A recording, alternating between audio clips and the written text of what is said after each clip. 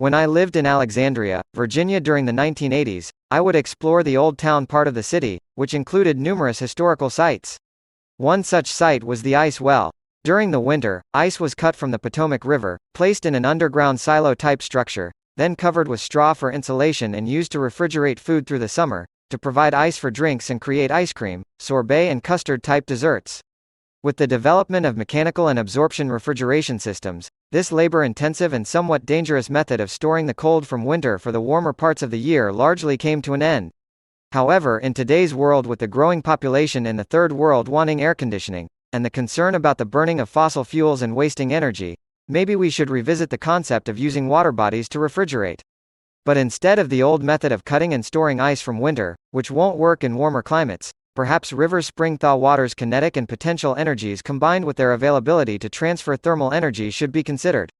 I remember seeing a video of college students building a solar-powered absorption refrigeration system in a third world location located on a riverbank next to moving water. I thought, there is another power source and replenishing heat sink for a refrigeration system.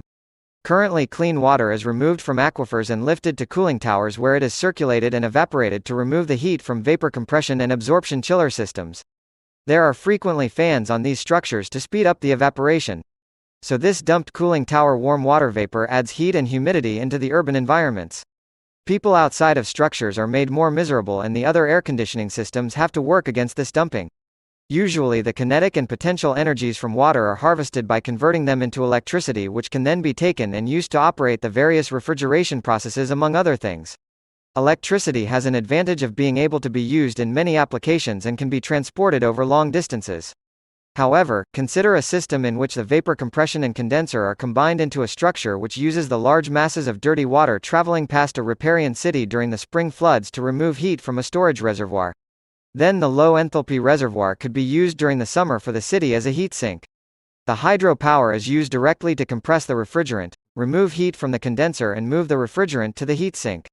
This also reduces the amount of clean water which has to be pumped from the aquifers and treated for the cooling towers.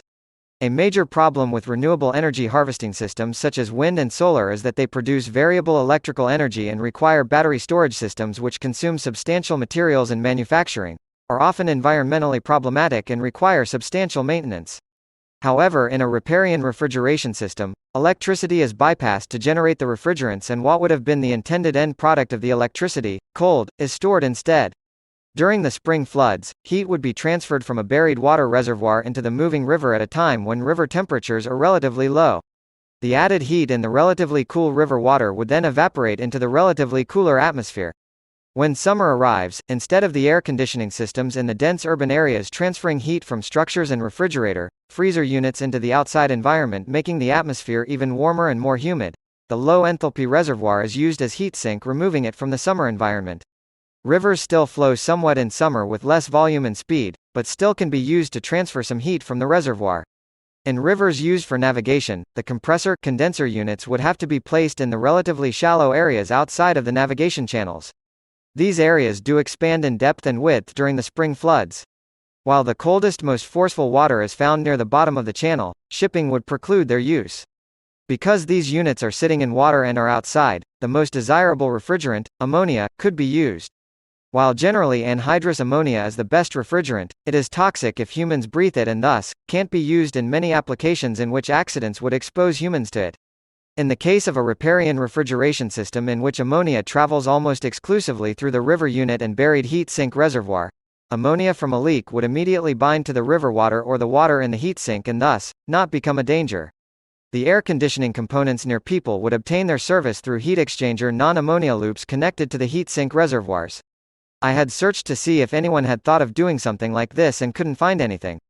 This might mean it had been considered at one time, but not thought practical when the numbers were done, or it wasn't desirable when considered at the time when compared against other cooling methods using inexpensive energy with less environmental concerns at the time.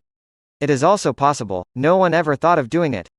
Much of humanity is concentrated near rivers, so this might be something useful for these areas. While this might not work as presented, maybe it will trigger some ideas which will.